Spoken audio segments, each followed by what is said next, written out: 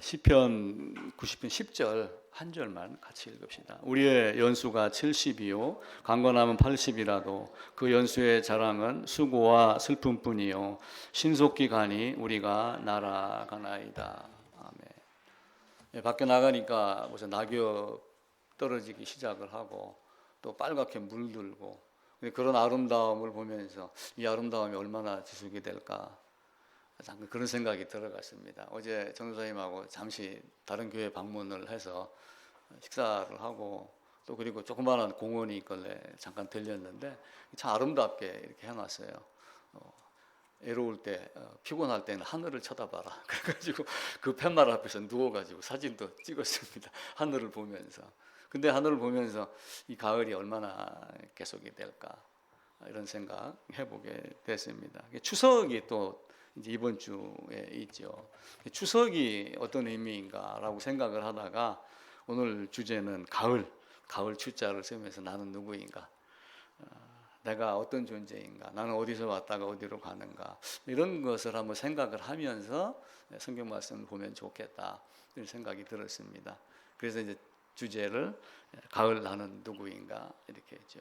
그래서 가을 추석의 그 추자가 가을을 뜻하기도 하지만 세월이나 어떤 시기, 어떤 때 이걸 말하는 게 가을이에요. 그러면서 또 추자가 어떤 결실이라고 하는 뜻도 있고 성숙하다가는 의미도 있어요. 그러니까 가을이 되면은 익어가잖아요. 고개를 숙이고. 그래서 단순하게 가을이라 가는 절기만을 말하는 것이 아니고 네가 진짜 익었느냐, 진짜 네가 고개 숙인 자가 됐느냐, 알곡이 찼느냐, 쭉정이냐 이걸 묻는 게 추자의 의미입니다. 그러면서 석이라고 하는 게 이제 추석, 우리가 석양 그럴 때 진은해 하듯이 가을이 되면 저녁 때가 다 됐다. 저녁 때가 다 됐으면은 사실은 밤이 되는 걸 가르치는 거예요.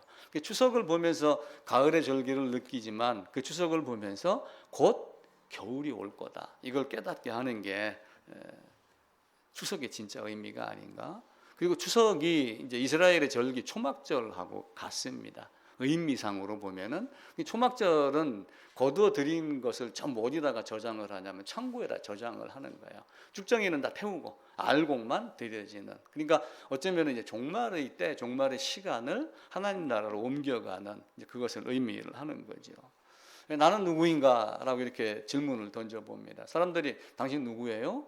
우리 서로 인사합시다. 그러면은 삼성 다니는 사람, 난 삼성맨입니다. 이렇게 하고 그러지만 중소기업에 다니는 사람들은 예, 아무개입니다. 이렇게 하며 때로는 어떤 그 회사명, 소속, 직책 뭐 이렇게 하는 사람이 있고 예, 나는 프리랜서입니다. 이렇게 하며 자기의 어떤 그 잡을 가지고 이야기를 하는 사람들이 있어요. 자기를 소개할 때 다양한 방법을 가지고 이야기를 합니다. 근데 교회 앞에서, 성경 앞에서, 하나님 앞에서 당신 누구야?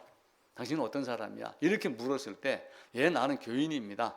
나는 집사입니다. 장로입니다. 목사입니다. 권사입니다. 이렇게 말을 하는 것이 인간의 세계에서는 맞지만 하나님 앞에서는 어떻게 말을 해야지 옳은 것인가? 나는 어려운 자입니다. 하나님의 은혜로 이렇게 하며 우리가 불렀던 찬송 중에도 그 제사함이라는 단어가 있지만 그것을 먼저 알고 하나님 나라로 옮긴 것. 그러니까 세상이 이렇게 왔다가 겨울이 되는 것을 1년에 한 번씩 계속 보여줘요. 근데 1년의 축소판으로 매일 아침 저녁을 보여주잖아요. 저녁에 밤도 보여주고 이렇게 하면 시간을 통해서도 시작이 있고 끝이 있고를 계속 1시간마다 반복해서 보여줍니다. 그래서 단순하게 1시 1분이야 1시 59분이야 2시 땡 2시 1분이야 라고 하지만 이렇게 돌고 돈다라고 하는 것은 시작과 끝을 계속해서 가르쳐 주는 것. 지금 사람들은 현명하기 때문에 이제 그걸 앞선 세대에서 배우는 거예요. 열심히 살다가 그리고 늙어서 고생하는 것. 예전에는 그냥 병든 노인네 어르신들 수발하는 게 전부 인생인 줄 알았는데 지금은 욜로 그래가지고 인생이 한 번뿐이니까 지금 나는 여기서 즐기며 내 행복을 위해서 살아야지 되겠다 라고 하며 욜로를 주장한다 라고 이야기를 하잖아요. 근데 그 욜로가 사실은 그 옛날 사람들은 욜로라고 하는 게 있었겠어요? 없었겠어요? 옛날 사람들 욜로를 알아요. 노세 젊어서 노세 늙어지면 못 논다니 이렇게 하면 이미 욜로에 대한 개념을 갖고 있는 거예요. 단지 단어만 틀리지. 노세 젊어서 노세. 그러니까 지금 사람들도 늙어지면 못 놀고 병들면 안 되니까 지금이 내가 행복해야지 되겠다. 근데 그 행복이 어느 순간 딱 절망으로 바뀔 때가 있다는 걸 우리가 여러 상황을 놓고 보야지 됩니다. 우리는 감사하게도 성경을 보면서 우리의 비참함이 무언가, 어떻게 해야지 비참함에 벗어나는가, 어떻게 해야지 행복을 찾을 수 있는가, 그 첫 번째의 계단이 자기 비참함을 발견을 하는 겁니다. 모든 것이 원인이 없는 결과가 없습니다. 과정이 없는 결과물이 없어요. 그러니까 간단하게 얘기를 하면 여기서 여기로 갑자기 이렇게 가는 과정이 없이 여기다가 순간에 이렇게 뿅 하고 나타나겠어요? 그렇지 않아요. 신앙을 찾는 것도 마찬가지예요. 과정이 분명하게 있어야지 됩니다. 그 과정의 시작이 나는 비참한 존재다. 나는 이렇게 구더기 밥이 되고 흙으로 돌아갈 수밖에 없는 존재. 그러다가 마지막에 심판이 있으면은 나의 자손들이 예전에 노잣돈 넣어주고 입에다가 쌀 넣어주고 이렇게 하고 보냈지만 사실은 아무것도 아닌 것을 깨달아 알고 가는 것. 그래서 내가 비참함이 언제 어떤 존재인가. 그래서 하나님을 찾는 것을 알아야지 됩니다. 벌써 가을이잖아요. 지난 2주 전인가 제가 인생 80 시간을 하루로 계산해서 한 적이 있었죠. 권사님 그때 한 9시쯤 됐었나? 아마 그렇게 돼갈 거예요. 그죠? 나도 보니까 이게 저녁 그 20시가 넘어가더라. 아, 권사님 6시쯤 됐겠다. 그죠? 정사님은 그때 1시 30분, 2시. 그 땡볕인데 그 땡볕 딱 지나면 금방 그 그늘지는 곳이 이렇게 오고 그럽니다. 열심히 살아요, 세상에서. 열심히 사는데 신체의 나이로 봤었을 때, 신체의 나이로 보면은 25세에서 30세쯤이 정점이에요. 이때가 넘어서면은 인생은 계속 늙어갑니다. 성장이 안 되고 세포가 망가져가기 시작을 해요. 근데 이제 그 시간을 사람들은 몇 살쯤으로 보냐면은 이때까지는 건강하다 이렇게 생각을 하는 거예요. 그리고 이때는 언제냐면은 직장에서 조금 이제 고생하다가 장 자리에 오르고 월급이 조금 많아지고 퇴직 눈앞에 두고 좀 대충 즐기고 놀을 때 그때가 이때거든요. 근데 여기를 산으로 치면 정상 9분 능선이에요. 이때가 몇 살쯤 돼요? 40세, 45세, 50세 요 가는 줄기. 이때 힘이 많이 드는 거예요. 그래서 젊은 사람들이 요절하는 경우가 이때 많은 거예요. 요걸 바라보고 죽자 살자 사는 거예요. 근데 요때를 딱 넘기면은 다 된 건 줄 알았더니 내려갈 때 힘이 또 얼마나 들어요. 요즘 장수하잖아요. 이게 계속 길어가지고 80, 90 막 이래 간단 말이에요. 그런데 그게 뭐냐면은 평균 수명은 길어지는데 활동 장애가 없는 건강 수명이 돼야지 활동 장애가 있는 수명이 되면은 이 수명 기른 것이 침대에 누워 있는 시간이 길어지는 거예요. 그래서 우리가 건강 관리도 잘해야 되고 내가 어떤 존재인가. 병원에 누워서 인생 뒤돌아본다고 다시 되돌릴 수 있나요? 절대 그럴 수가 없습니다. 그러니까 지금 여기서 내 인생을 살펴야지 돼요. 신앙도 마찬가지예요. 시간 투자 없이 신앙할 수 있어요? 절대로 없습니다. 그건 교회당에 나와라 안 나와라 이런 개념이 아니라 그 하버드 대학교에 가드너라고 하는 교수가 있어요. 근데 그 교수가 열정과 기술이라는 책을 펴내면서 10시간의 법칙이라는 이야기가 있어요. 이건 아마 오래전부터 등장했던 거예요.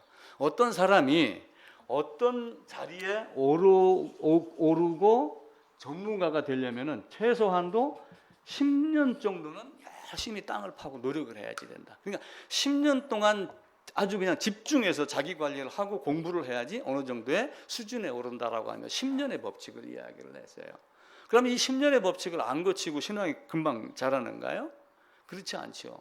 에디슨이 전구를 발명하면서 했던 유명한 얘기가 있잖아요. 내가 9999번을 실패를 했고 10,000번째 전구를 발명했다. 또 요즘에는 또 진짜 전구 발명한 건 에디슨이 아니다. 또 뭐 이런 박설도 나오고 그래요. 근데 그때 그 에디슨이 했던 얘기가 그 사람을 빙자해서 했던 얘기가 99% 열정이 있어야지 1% 영감이 살아난다라고 하는 거예요. 그걸 거꾸로 뒤집어서 적용을 하면은 성경에서 죄라고 하는 개념과 의라고 하는 개념 1%가 정확하지 않으면은 나머지 99%는 이루어질 수도 없고, 설령 그걸 안다 할지라도 99%의 노력이 있어야지 1%가 깨달아지는 거예요. 99% 열심히 노력하다가 보니까 딱 마지막에 뭘 깨달은 거예요?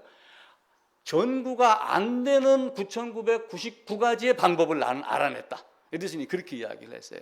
그러다 보니까 뭐예요? 이것저것 다 해보니까 안 되는데 요게 그거더라라고 하는 그 1%를 찾아가는 능력이 우리의 열정, 투자 이런 많은 것들을 가지고 있어야지 됩니다. 그 이스라엘 역사도 따지고 보면은 사실은 9,999번의 실패를 기록한 책이 성경이에요, 사실은. 첫사람 아담이 범죄하고 그 다음에 둘째 아담 오셨고 오시기 이전에 성막으로 가르쳤어요. 딱 아주 간단합니다. 그런데 요 가는 과정, 성막 안에 들어가서 짐승 안으로 안수하고 들어가서 죽어가는 세례의 과정을 일평생 성경의 역사를 통해서 계속해서 가르쳐 주는 거예요. 근데 깨닫는 사람이 있고 깨닫지 못하는 사람이 있어요. 아는 사람도 실패하고 넘어지고 모르는 사람도 끝에 가서 아는 사람이고 전혀 모르고 그냥 떠나가는 사람이 있고, 이 99%와 1%의 차이가 있습니다. 목표가 있고 꿈이 있어요. 알미라는 게 있어요. 목표.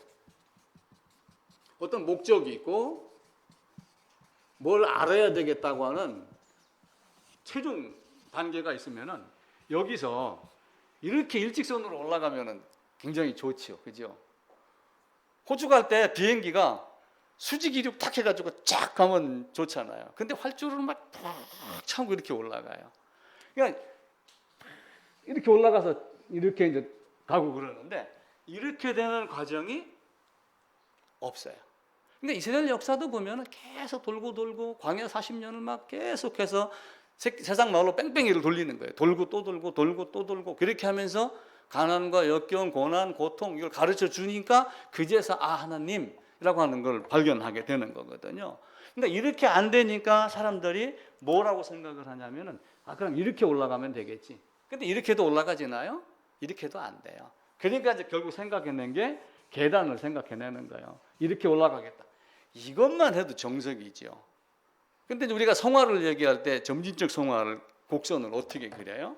점진적 성화 그러면은 막 이렇게 쫙 올라가는 게 아니라 올라갔다 떨어졌다 막 내려갔다 막 이렇게 되잖아요. 우리 인생이 이거와 마찬가지예요. 이스라엘 역사도 보면은 이와 동일한 관계를 갖고 있습니다. 근데 이제 학습 이론에서는 뭐가 있냐면은 먼저 학습을 해라. 물론 이제 결심이 있어야 되지. 배워야 되겠다는 결심이 먼저일 수도 있고 학습이 먼저일 수도 있어요. 학습을 하고 나면은 이때부터 이제 이렇게 나선형 계단이 있어요. 나선형 계단. 계단 이렇게 올라가면서 이렇게 올라가는 계단이 있어요. 그렇게 하면서 올라가는 것이 있으니까 상승형 나선형. 상승형 나선형의 어떤 곡선을 가지고 학습을 하고 결심을 하고 그다음에 실천을 하고 실천해 보니까 어떻게 돼요? 또 떨어지는 걸 아는 거예요. 넘어지는 걸 알고 다시 학습을 하고 다시 결심하고 다시 실천하고를 계속 반복해 가면서 이 상승형 나선을 타 가지고 여기까지 올라가는 과정. 이스라엘 역사가 그대로 되는 것 아닌가 생각을 합니다. 그러니까 시를 우리가 생각을 하고 가르침을 받고 행해야지 돼요. 야고보서에 있는 대로 믿음으로 행하라. 행함으로 믿음을 보여라. 이렇게 이야기를 하잖아요. 칸트라고 하는 사람이 밭을 갈고 씨를 뿌리지 않는 것과 마찬가지다. 배움을 배우고 가르침을 받고 행하지 않는 것은 밭을 갈고 씨를 뿌리지 않는 것과 같은 내용이다라고 말씀을 했습니다. 그러니까 우리의 삶이 어때요? 귀로만 듣고 멈추는 사람이 있는가 하면은 그대로 그래도 움직이면서 넘어졌다 일어서고 넘어졌다 일어서고 하면서 반복해가지고 점점 상승한다든지 이렇게 올라간다든지 하는 경우가 있어요. 나중에 이제 지금 보릿고개란 말이 없지만 논밭이 없는 사람은 겨울을 걱정을 많이 했어요. 그래서 겨울 채비로 고구마 캐가지고 운목에다 놔놓고 고구마 떨어지면 봄이고 이렇게 했거든요. 그럼 우리의 인생은 어때요? 지금 우리가 열심히 살고 건강한 것 같지만 나중에는 어떻게 돼요? 결국 여기서 뭐 생각하겠어요? 그때 좀 잘했으면 이런 생각 안 했겠어요? 그때 박경도사가 붙잡고 교회 가자고 할 때 성경 보자고 할 때 그때 이런 거라고 얘기할 때 좀 그때 들어봤을 걸. 지금 들려주면 위로만 되지 이해가 되겠어요? 이해가 잘 안 되죠. 10년 후에 죽음의 자리에서 누가 당신에게 그때 당신 뭐 했어? 만약 이렇게 묻는다면 뭐라고 대답하시겠어요? 10년 후에 침대 위에서 어떻게 했겠어요? 야, 그때 참 나 잘했어. 한편으로는 아이고 겨우 1cm밖에 안 되는 게 100kg 잰다고 내 뼈 안 갖고 지금 설치고 있었네. 이런 생각이 들어오겠죠. 내가 어떤 존재인가를 알아야지 돼요. 이게 신앙의 출발입니다. 추석입니다. 곧 설이 내립니다. 설이 내리기 전에 가을 거지하지요. 설이 내리고 나서 밭에 한번 가보세요. 어떻게 돼요? 고구마순. 설이 내리고 나오면은 빳빳하게 살아있어요. 다 죽어요. 푹 꺼져 앉아요. 그게 추석의 의미입니다. 제가 동영상도 한번 올려드린 적이 있었죠. 노래 나오면서 자막 영어로 되어 있었는데 그게 무슨 얘기냐면은 우리의 삶이 그림이고 당신이 화가라면은 무엇을 그리겠습니까? 라고 시작을 해요. 삶이 우리가 그림이고 당신이 화가라면은 당신의 삶을 어떻게 그림으로 표현하겠느냐라고 하는 그 내용이 그 동영상입니다. 어떤 색깔 쓰겠느냐? 파란색 쓸래? 아니면 빨간색 쓸래? 아니면 풍경화를 그릴래? 사과 이런 갖다 놓은 정물화 그릴래? 아니면 어떤 사랑에 대한 걸 그릴래? 이런 묻습니다. 그리고 그 그림을 그려놨으면은 집의 거실에 딱 우리 그 가온 같은 거 해가지고 딱 걸어놓잖아요. 그런 식으로 집의 중앙에 걸어놓겠느냐, 사무실 중앙에 걸어놓겠느냐, 네 마음 한복판에 걸어놓겠느냐 이렇게 묻는 거예요. 여러분 어디다 걸어놓기를 원해요? 내 가슴 한복판에 걸어놓기를 원하라고 하는 거예요. 그러면서 그 그림에 대한 마지막 설명이 이 그림이 당신의 삶이다. 물론 내가 그린다고 그린 대로 되는 건 아니에요. 그런데 우리는 빌립보서 2장 13절의 말씀을 항상 생각을 해야지 돼요.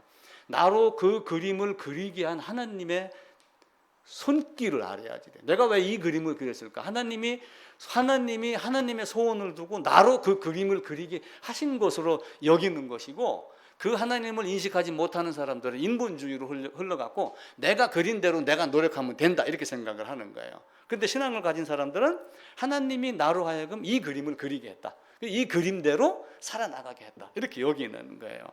그게 바로 그 그림이 당신의 삶이다.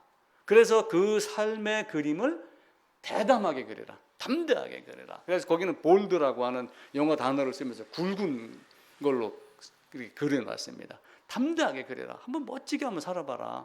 누구를 의지해서요? 빌립보서 2장 13절을 의지해서 하나님이 너로 하여금 이렇게 살게 하셨으니 그 삶을 살아라. 그리고 그림 그리고 나면 어떻게 해요?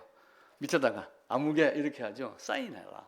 이게 당신의 삶이다. 내가 만드는 거다. 하나님이 나로 하여금 이렇게 준 것이다. 자, 가을을 보면서 시간이 저도 엄청 빨리 가는 걸 느껴요. 40대만 해도 시간이 안 갑니다. 40대, 30대 친구들 만나면 2살, 3살 올려서 말하고 맨날 어른 노릇 달려가고 뭐 이렇게 했는데 지금은 어떻게 하면 한 살이라도 더 깎을까 이런 생각을 많이 하고 그래요. 아이들에게 시간표 작성해라 그러면은요 거의 뭐 중고등학교 학생 할 것 없어요. 다 뭐래요? 해바라기 시간표 그래요.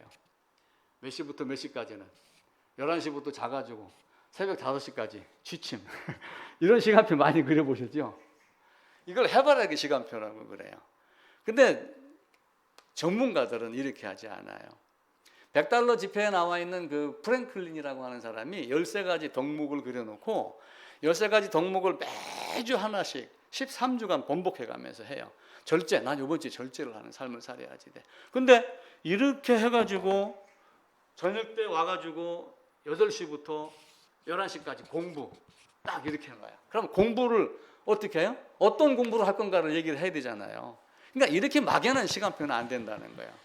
우리의 신앙도 우리의 인상도 맞아 그냥 주일엔 교회 가고 주중에는 열심히 살고 이게 아니고 그럼 주일에 가면 나는 저도 어떤 때는 이번 주일에 이거 설교해야지 되겠어요. 월요일 날은 그런 생각들이 많이 주어져요.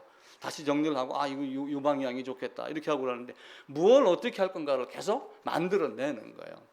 자, 직장에 가게 되면은 시간표가 2개가 돼요. 어떻게 되냐면은 아침 예를 들어서 4시에 일어난다고 해봅시다. 점심 12시가 있어요. 퇴근 시간 18시가 있어요. 그러면은 회사를 가면은 정기적으로 보고하는 시간도 있고 미팅하는 시간이 정해져 있어요. 그러니까 하루에 시간을 계산을 할 때 09시, 11시, 그럼 11시는 어떤 미팅이 있어. 이렇게 하면 이걸 미리 정해 놓습니다. 이건 고정된 거예요. 오후 3시에는 오늘 부장하고 사장 회의에 들어갈 시간이야. 그러면 오후 3시, 15시 이거 딱 정해진 거예요. 요거는 바뀌어요, 안 바뀌어요? 요건 안 바뀌는 거예요. 항상 예를 들면 정해져 있다. 그러니까 이거를 언제 하라고 그러냐면은 전날 저녁에 하든지 이튿날 아침에 새벽에 하라는 거예요. 하루 일과 시작하기 전에. 그래서 제가 뭐 얘기 드렸어요? 하루에 몇 퍼센트? 하루에 몇 퍼센트 드리자고 그랬죠? 1%. 1% 기도의 시간, 성경 보는 시간하고 별도로 요 시간을 만드는 거예요. 내일은 이런 농장에 요게 몇 시에 딱 요 시간 맞춰 갖고 지금 어디 배송하는 시간이 있지. 요 시간엔 뭐 하는 거지? 딱 정해 놓는 요 시간을 미리 딱 만들어 놓는. 그럼 나머지 시간 어떻게 할 거예요? 나머지 시간은 학생들 공부를 할 때도 마찬가지예요. 하느님도 공부를 할 때 9시에 딱 들어가면은 16시까지는 학교 수업이 딱 정해져 있어. 1교시, 2교시, 3교시, 4교시.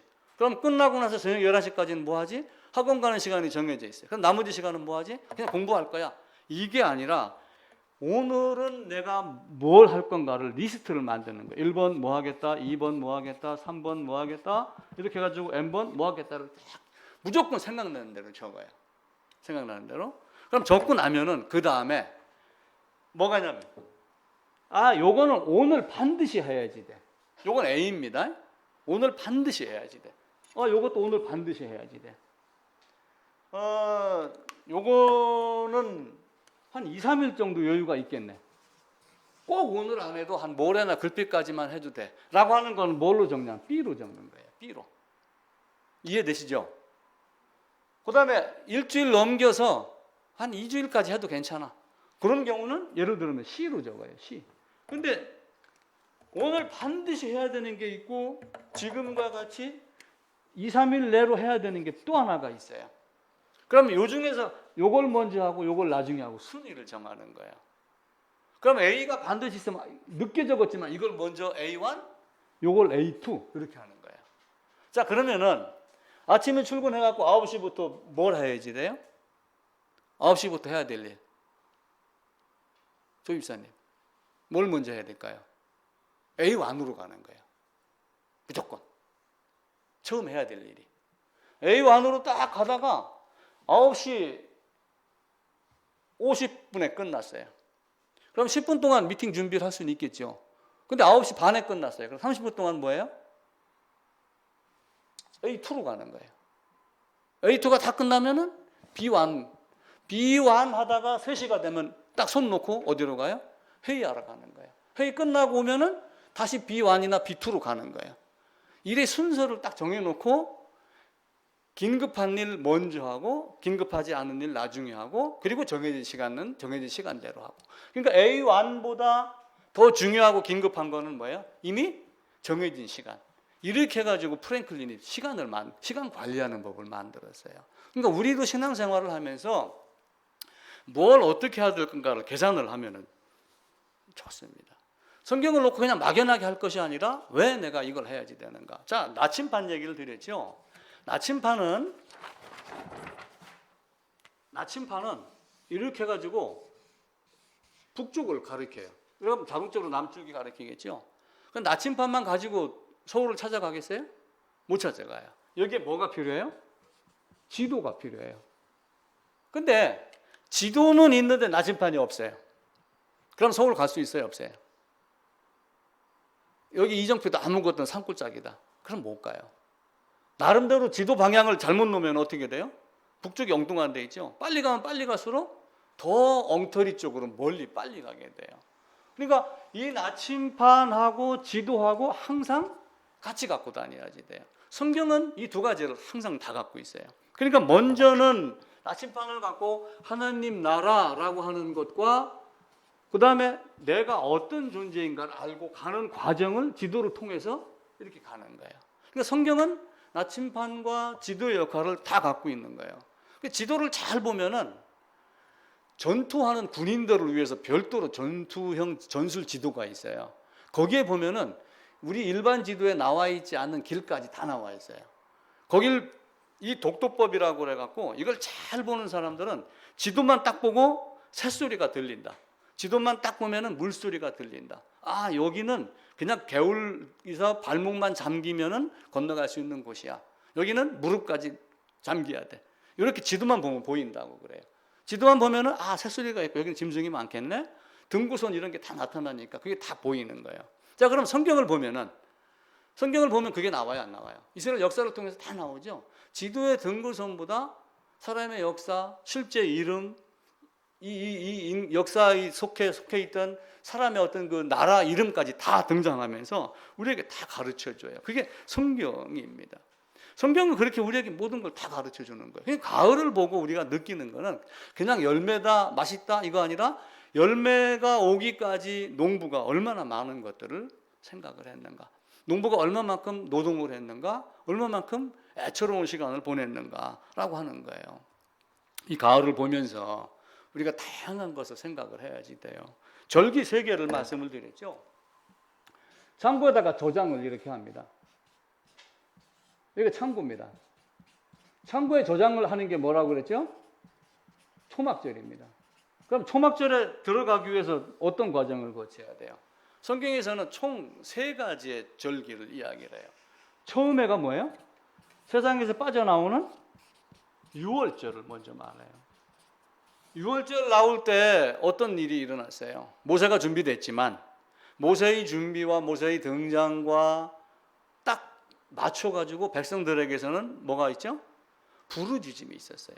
안타까워서 살려주세요, 살려주세요 하면서 그 살려주세요의 극치함과 모세와 딱 이렇게 마주치는 거예요. 그 다음에는 나와가지고 뭐가 있어요? 유월절이 있었고, 그 다음에는 오순절이 있는 거예요. 그럼 여기다가 쉽게 얘기하면 씨를 뿌려요. 씨를 뿌리면 여기서 뭘 거둬요? 열매를 거두는 거예요. 열매 거둔 거를 어떻게 해요? 창고로 들여가는 거. 그래서 성경은 유월절, 오순절, 초막절 3개의 절기밖에 없어요. 우리가 만드는 맥추감사절, 추수감사절 이거는 사람들이 만들어낸 절기고 그냥 감사하고 이렇게 하는 것이지 성경의 절기는 아니란 말이에요. 그럼 유월절 절기에서 오순절이라고 하는 거는 방언의 오순절이 아니라 씨를 뿌리는데 많은 역경을 거치면서 줄기가 솟아나고 가지가 나고 열매를 맺고 열매가 안에 씨가 생긴 것, 먹을 수 있도록 만드는 것. 그게 성경의 새 절기의 개념이란 말이에요. 그러니까 오순절이 7주간을 지난 77이 49의 다음 50일째 되는 날이다 라고 하는 것이지 세상 교회가 얘기하는 방언의 오순절이 아니란 말이에요. 가을이 되면 사과가 빨개져요. 왜 사과가 빨개질까요? 햇빛 때문에? 동물은 가을이 되면 색깔이 바뀌나요? 털갈이, 예, 털갈이 해요. 근데 동물하고 식물하고의 차이점이 뭐냐면은 동물은 이동이 가능해요. 식물은 스스로 이동할 수 있어요, 없어요? 없어요. 민들레가 혹시 탁 터뜨려도 누가 터뜨리는 거예요? 바람이 터뜨리고 바람이 이동을 하는 거지 식물 스스로가 안 되는 거예요. 그러니까 식물이 사과가 앵두가 빨갛게 익는 이유는 제발 나를 좀 입에다 넣어서 먹어놓고 다른 동네 가서 똥 좀 싸라. 그럼 어떻게 돼요? 그 씨가 내려서 거기서 번식이 되는 거예요. 그래서 자기를 드러내려고 여름까지는 어느 정도 그 모양을 갖추고 형태를 갖추기 전까지는 풀 속에 숨어서 똑같이 파란색인데 가을이 되어서 익어가기 시작하고 씨가 맺히기 시작하면 빨갛게 되는 거예요. 그래서 씨가 어디 가든 떨어져 갖고 또 뿌리를 내릴 수 있는 씨앗이 온전하게 된다라고 할 경우 더 빨갛게 되는 거예요. 나를 먹어서 나를 다른 장소로 옮겨달라. 이게 하나님 우리에게 준 섭리예요. 그러니까 나도 마찬가지예요. 내가 애달퍼질수록 어떻게 돼요? 하나님이 사실은 애달퍼지고 고달퍼지고 비참함을 알수록 하나님이 보기에는 내가 빨갛게 익어가는 거예요. 그는 성장해서 익어간 것이 아니라 나를 다른 데로 옮겨달라고 하는 비참함의 빨감을 보시면 돼요. 그 비참함이 됐었을 때 하나님이 우리에게 사랑을 주시는 거예요.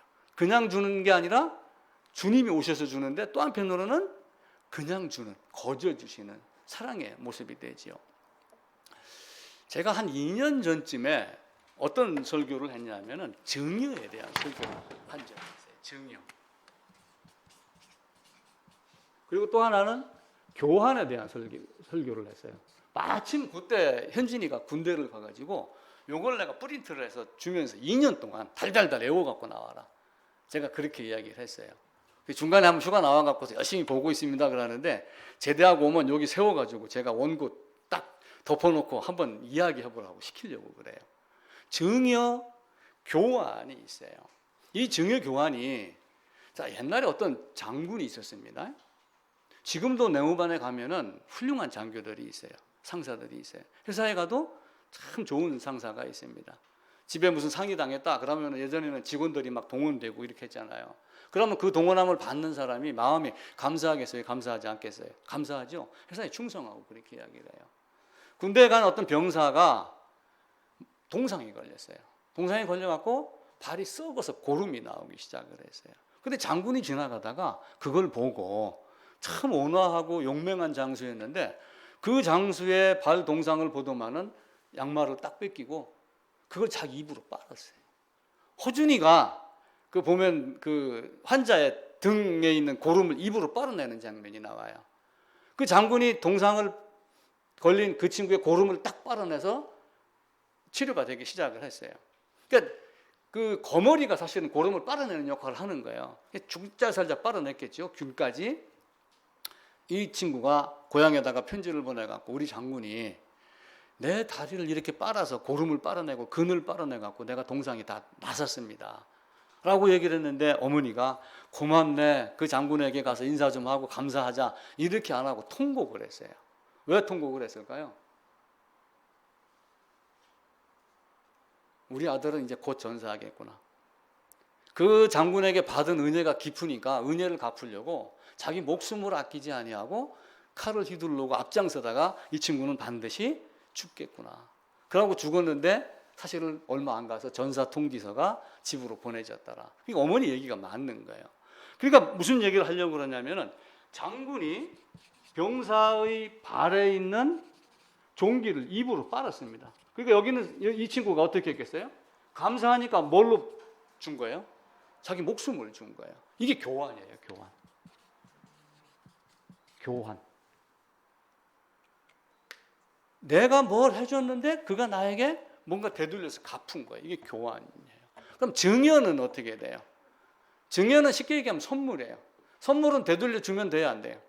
그래서 되돌려 줘도 되긴 되지. 서로 감사를 주고 받으면 되는데 그걸 받았다고 다른 걸 주면은 선물의 의미가 사실은 퇴색을 해요. 그래서 선물을 증여다 이렇게 이야기를 하죠.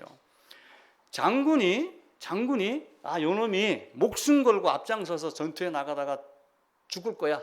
내 말을 잘 듣고 이렇게 계산을 했으면 교환이 돼요. 근데 그렇게 안 하고 순수하게 했으면은 증여가 되는 거예요. 그러니까 우리는 두 가지를 다 생각할 수 있어요. 장군은 이렇게 생각하고 했을 거야. 그러면 장군이 교환이 돼요. 그 장군은 순수한 사람으로 했는데 병사가 마음이 감동이 돼서 그렇게 열심히 싸우다 그냥 어쩔 수 없이 전사가 당한 거. 이렇게 되면 증여가 되는 거예요.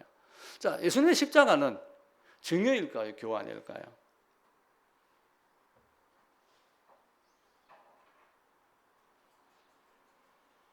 죄와 의를 주고받은 게 치면은 교환이 돼요. 그래서 루터는 교환의 장소다. 복된 교환의 장소다. 이렇게 이야기를 한 거예요. 또 한편으로는 창세전에 영원전에 아무런 값 없이 어떻게 했어요? 값 없이 거저 주려고 했으니까 하나님 입장에서는 증여가 되는 거예요. 그런데 그 증여를 받으면은 맞교환한 것보다 더 큰 것으로 되돌려 줄 수 있는 게 이 병사와 같은 전쟁터의 죽음이에요. 그러니까 베드로 바울이 순교라고 하는 게 그런 데서 등장을 하는 거예요. 그러니까 증여는 내가 한 것 아무것도 없는데 그냥 주는 거예요. 자식에게 18세가 되기 전까지 3년에 한 번씩 5천만 원씩을 주면은 증여세가 없어요. 계속 5천을 몇 번을 줄 수가 있어요. 그럼 그 증여를 할 때는 세금을 내요, 안 내요? 세금을 안 냅니다. 그냥 거저 주는 거예요. 그러니까 하나님의 사랑은 우리에게 뭘로 돼요? 거저 주는 사랑. 영원전에 내가 너를 이렇게 하기로 했어 라고 작정을 하고 내가 어떤 형편에 처했든지 나에게 사랑을 베푸는 거예요. 그러니까 십자가는 증여의 장소가 되기도 하고 죄와 의를 맞바꾸는 복된 교환의 장소가 되기도 해요. 그러니까 여러분은 증여를 먼저 깨달았어요? 교환을 먼저 깨달았어요? 증여? 교환? 참 어렵죠?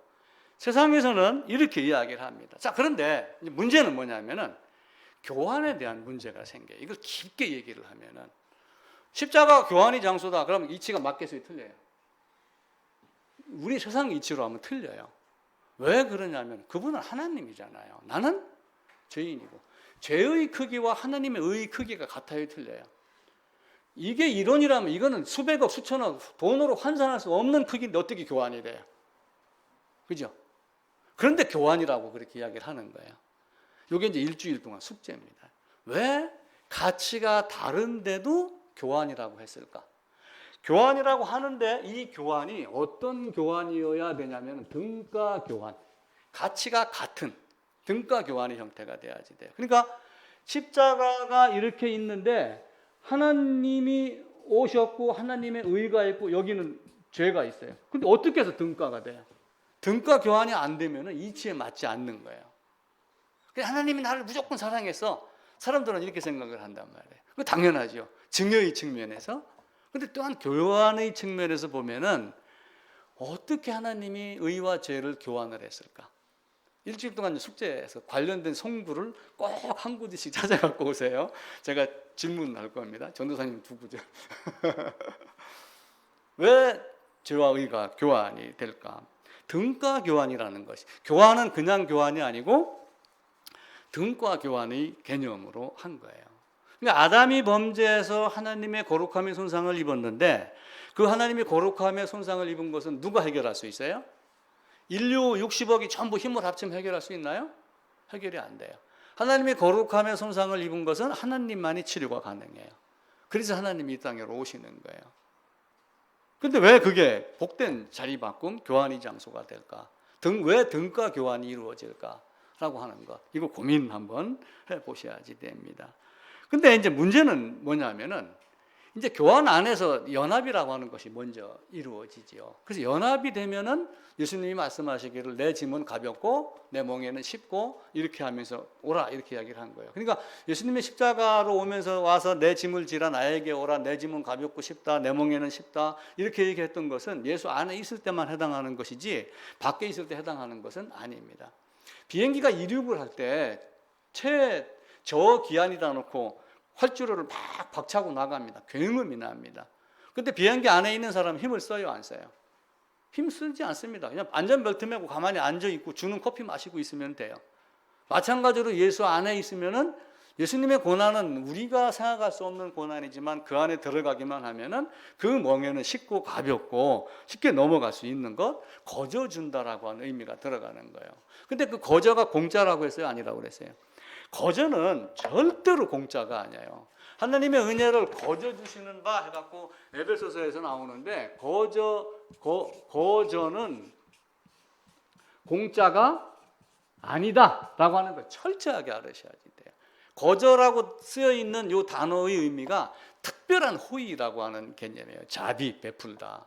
그 증여의 의미가 포함이 된 겁니다. 루터는 그래서 복된 자리바꿈, 맛 교환의 장소 이렇게 이야기를 했죠. 하나님이 왜 우리에게 그렇게 하셨을까? 내가 할 수 있다면 그렇게 하셨겠어요? 안 하겠어요? 내가 할 수 있다면 그렇게 하지 않습니다. 내가 할 수 없는 걸 아는 거예요. 그런데 또한 내가 갚을 수 있어요? 없어요? 갚을 수 없는 은혜를 베푸는 게 또한 증여이기도 해요. 자, 또 하나 상품으로 말씀을 드릴게요. 상품.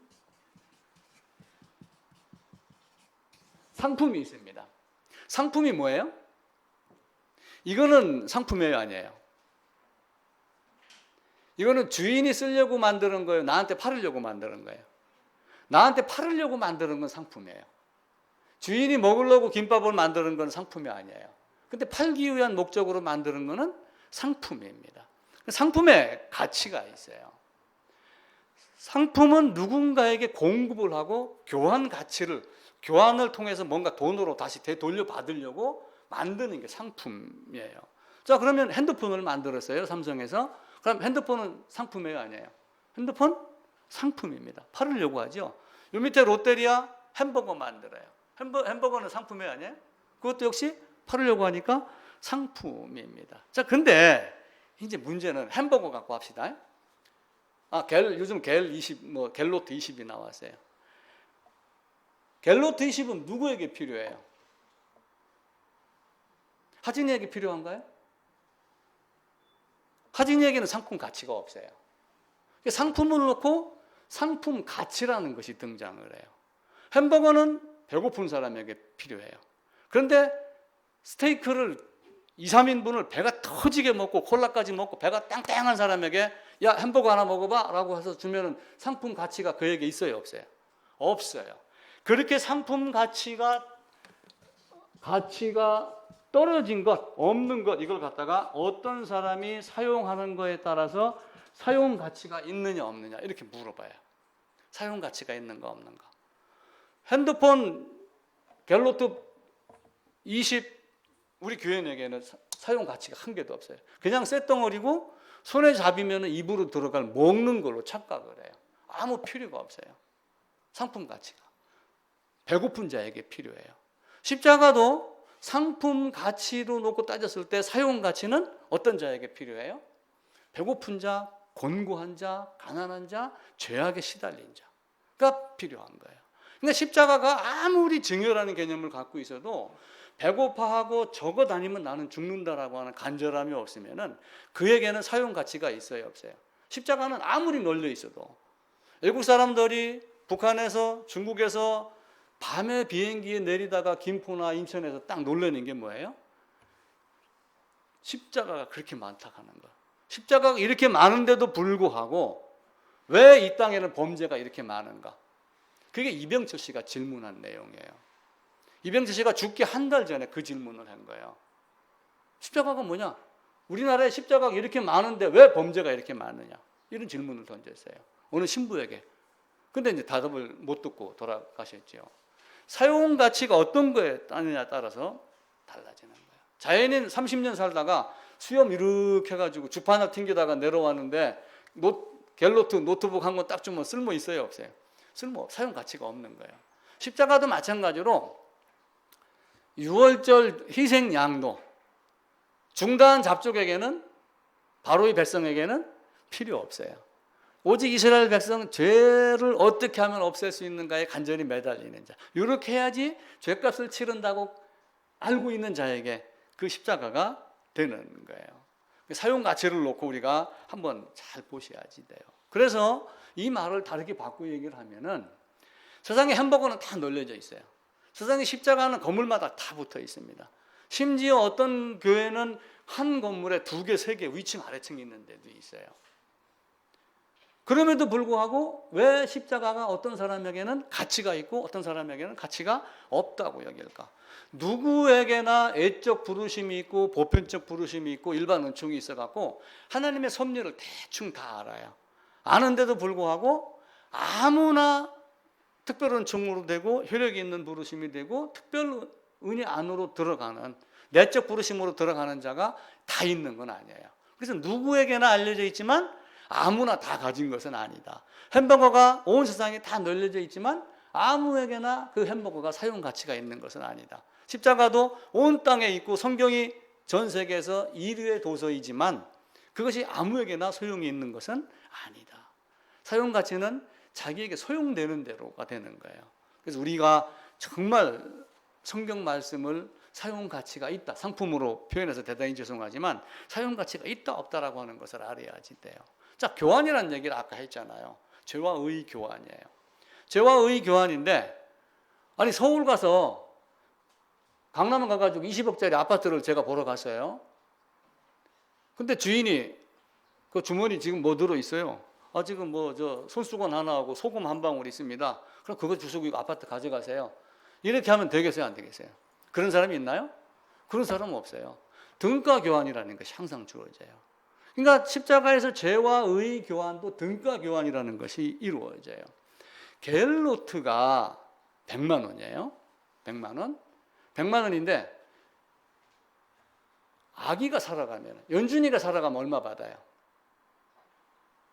100만 원 받아요. 그죠?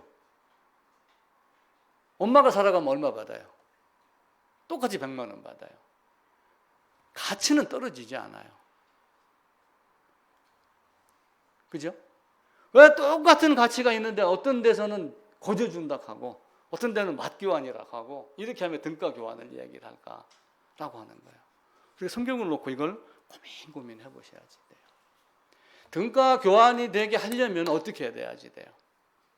등가 교환이 되게 하려면, 같은 값이 되게 하려면. 그래서 출애굽기 30장 한번 찾아봅시다. 출애굽기 30장.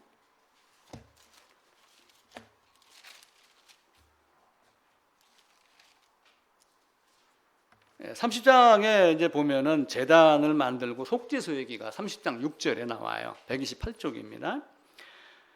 6절 제가 읽을게요. 그 제단을 증거궤 위 속죄소 맞은편 곧 증거궤 앞에서 있는 회장 밖에 두라. 그 속죄소는 내가 너와 만날 곳이며 라고 하며 10절에 1년에 한 번씩, 쉽게 얘기하면 평생에 한 번, 네 일생에 한 번 주님과 만나는 날이 있어야지 된다 라고 하는 개념으로 아론이 1년에 한 번씩 이 향단 뿔을 위하여 속죄하되 속건제의 피로 1년에 한 번씩 대대로 속죄할지나 이 제단은 여호와께 지극히 아름답다라고 하면서 15절에 13절에 가면은 성소의 세겔로 남자가 다 속죄를 합니다. 속전을 드립니다. 근데 15절에 보면은 같이 읽읍시다.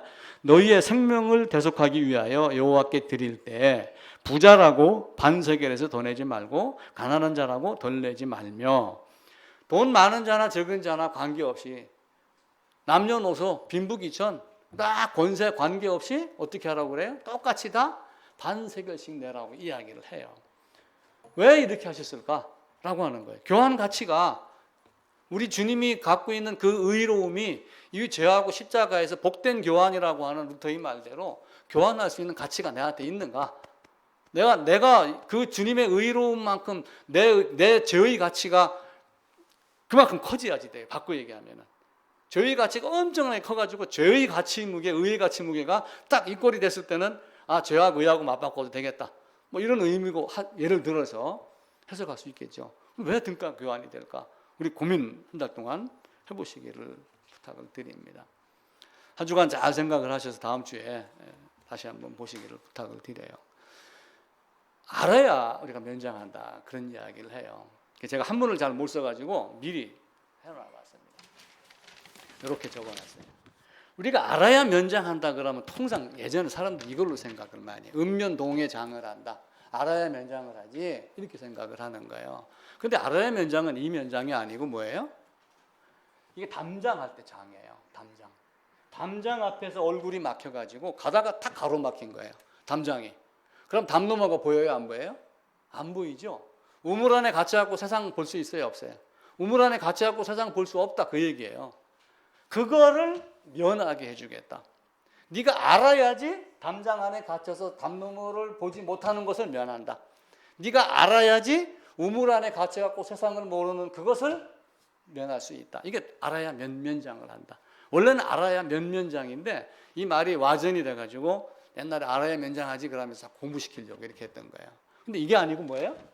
이거라고 하는 거예요. 이거는 아닙니다. 알아야 면장하지 이건 아니고 이게 맞는 거예요. 우리가 성경을 그냥 단순하게 암송하고 이것이 아니라 성경도 수학같이 때로는 원리라고 하는 개념이 있는 거예요. 그게 어떻게 수학과 같은 공식으로 십자가를 설명할 수 있나, 이렇게 또 이야기할 수도 있지만 우리가 증여와 교환, 사용 가치와 또 등가 교환, 어떤 이게 이제 그 교환 가치라고 하는 거예요. 교환 가치.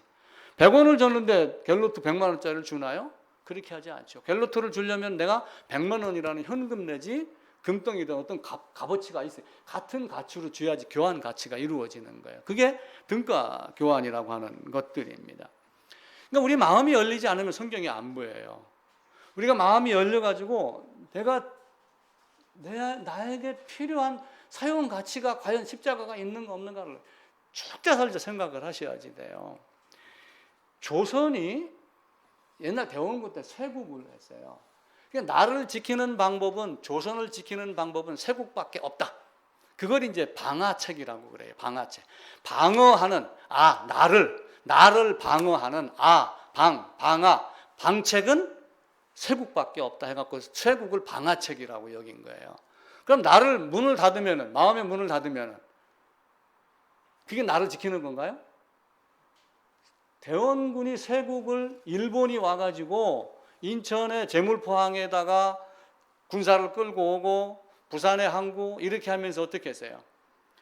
나라가 쇠국이 풀리면서 신문물이 들어왔잖아요. 우리 마음도 마찬가지로 쇠국이라고 하는 쇠알을 풀어야지 새로운 게 보이기 시작을 해요. 왜냐하면 나보다 똑똑한 사람이 세상에 굉장히 많아요. 제가 여기서 이렇게 얘기했자면 나보다 똑똑한 사람이 대한민국 5천만 명이면은 4,900만 원 나보다 다 똑똑한 사람들이에요. 그래서 내가 마음을 열지 않고 성경을 보지 않으면은 성경이 보이지 않아요. 개항이 딱 되면서 많은 물건이 들어왔어요. 그렇게 하면서 우리나라에 들어온 게 성경이 들어오기 시작을 한 거예요. 조선 땅에, 이 한국 땅에 한국 기독교사, 한국 교회사가 열리기 시작을 한 거예요. 그런데 열리면서 뭐가 들어왔어요? 미국에 선교사 오고 이렇게 오면서 뭘 배우기 시작을 했어요? 부자 되는 거 배운 거예요. 성경을 배운 게 아니라. 물론 그 중에는 성경을 제대로 가르친 사람들이 있었죠. 장원, 양호, 상론 책 한 권씩 다 들었죠. 그거 다 읽어보셨어요? 그거 두세 번 한번 읽어보세요. 우리가 전도하는 방법하고 차원이 달라요.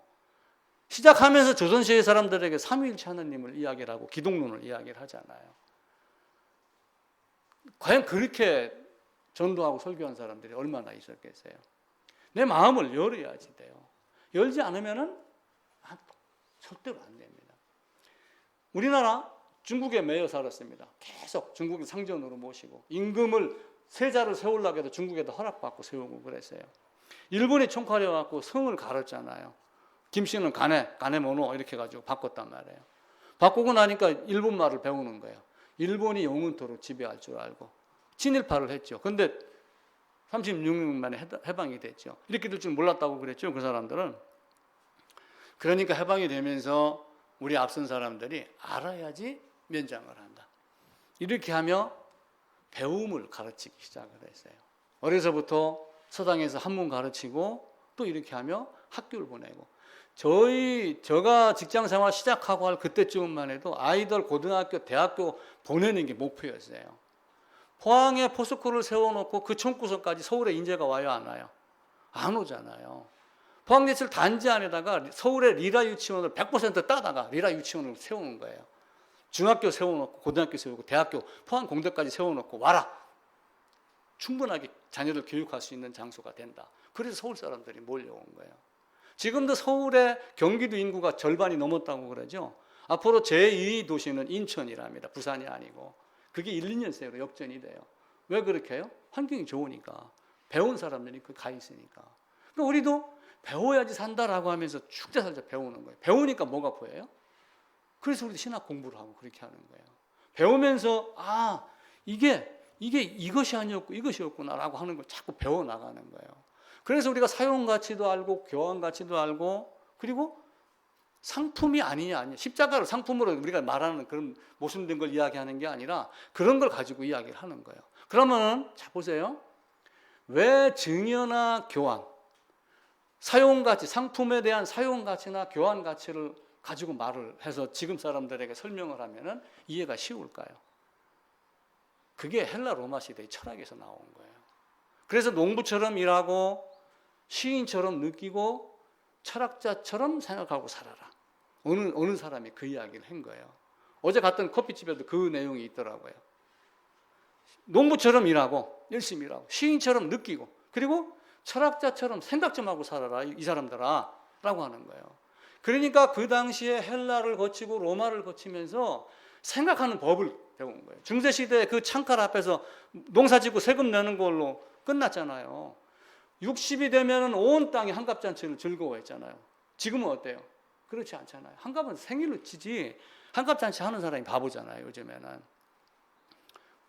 그 헬라 로마 시대를 거치면서 우리에게 생각할 수 있는 힘을 키워주는 거예요.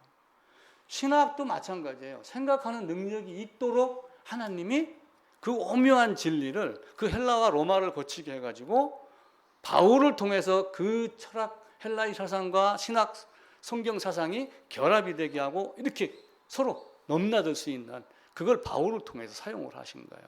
우리도 세상 철학을 가지고 세상의 학문을 가지고 성경을 계속해서 봐야지 됩니다.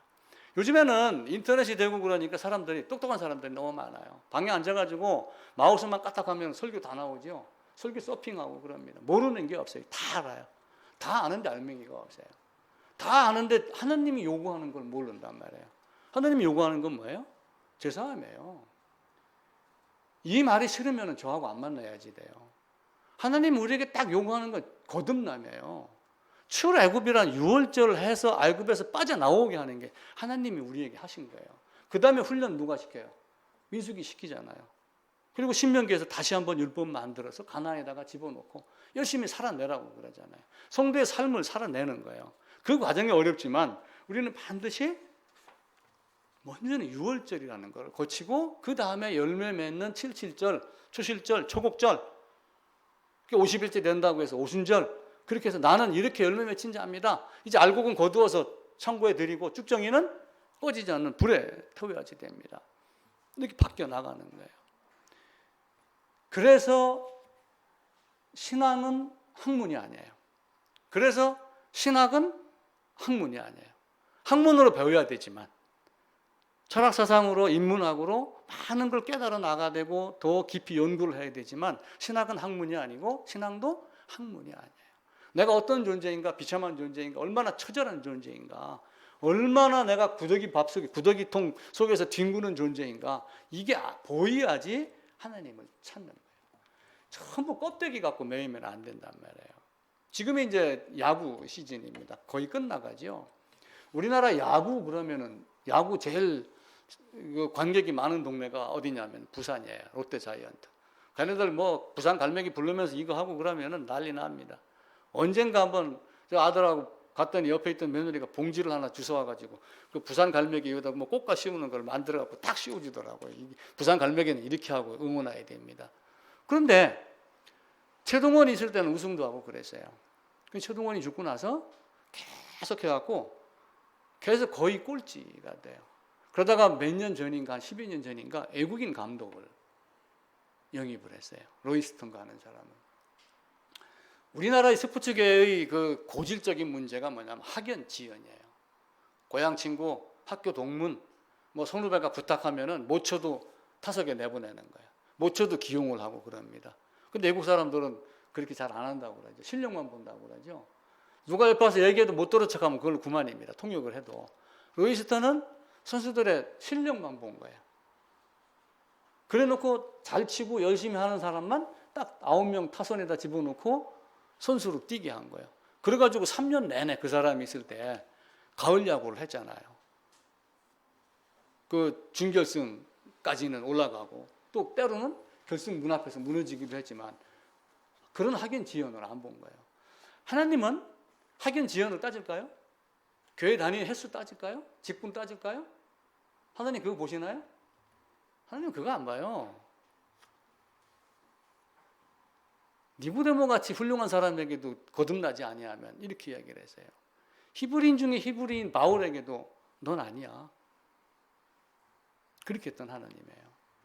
우리는 성경을 보면서 옆 사람 보지 말고 자기와 하나님과의 관계만 철저하게 보여야지 됩니다. 여자의 후손이 이 세상에 오셨어요. 교환됐습니다. 복된 교환이 장소예요. 복된 자리 바꿈이에요. 그래서 루터가 참 그 말을 표현한 게 참 멋있다고 생각을 해요. 왜냐하면은 그 십자가는 예수님의 십자가지만 바꿔 얘기하면 누구의 십자가요? 내가 진 것으로 여겨주는 나의 십자가가 돼야지 돼요. 어디에서? 예수 안에서. 비행기, 자동차, 뒷좌석에 타면 내가 운전하나요? 브레이크 잡나요? 마음은 저리지만 그냥 앉아서 쉬면 돼요. 운전수를 믿기만 하면은 앞차가 막 달려들든 과속을 하든 저속을 하든 차선을 위반하든 평안해요. 왜? 절대로 사고 날 게 없으니까 안단 말이에요. 우리 주님을 믿는 믿음, 그런 사랑 안에서 우리 마음이 달라져야지 돼요. 여자의 우선으로 오셨습니다.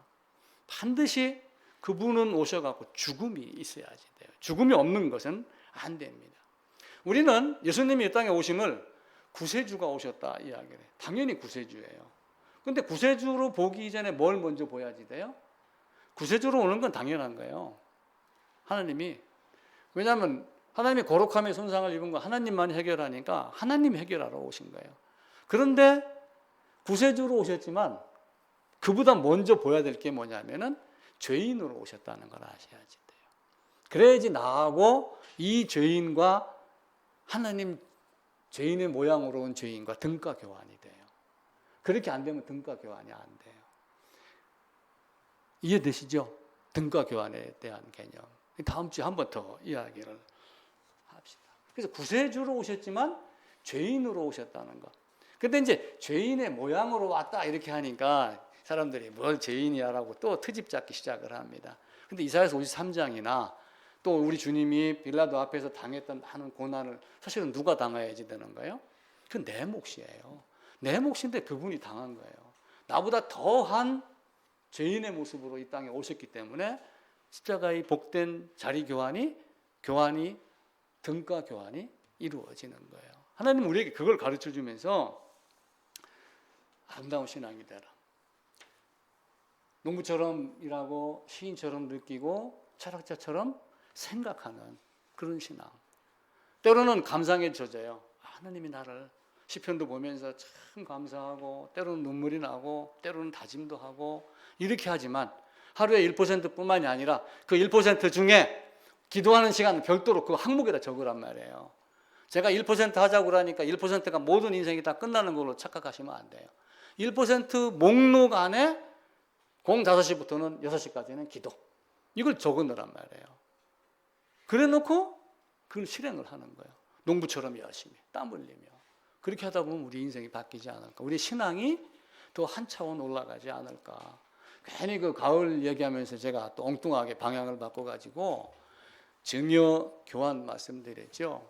그 다음에 상품을 통해서 어떤 게 상품이냐. 남에게 넘길 수 있는 게 상품이에요. 우리 주님의 십자가, 복음, 상품 가치가 분명하게 있어요.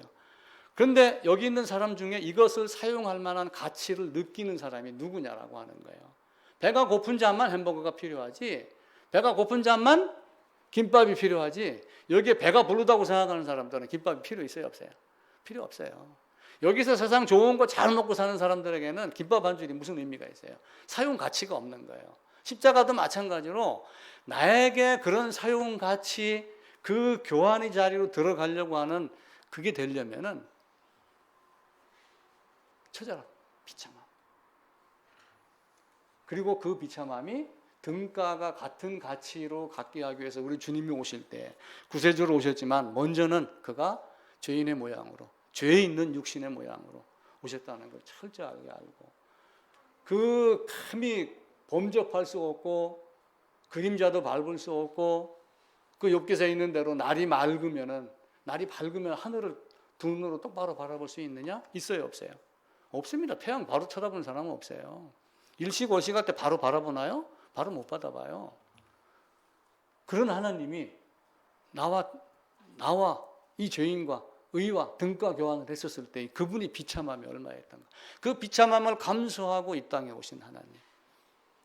그게 여러분 안에 꼭 자리 잡고, 이제 이 추석이, 가을이 초막절이다 생각을 하고 창고에 들여져 있는 알곡이 된 상태로 겨울을 바라봐야지, 그 겨울이 주님이 오셔서 이 종말의 때가 추운 겨울에 일어나지 않도록 주의해라. 이렇게 말씀하셨던 그 말씀의 의미가 무엇인가 우리가 다시 한번 잘 생각하고, 또 추석 명절에 친인척 만나시면서도 혹 또 때가 되면은, 기회가 되면은 성경 말씀도 전하시면서 또 건강 관리 잘 하시는 아름다운 추석이 되기를 부탁을 드리겠습니다.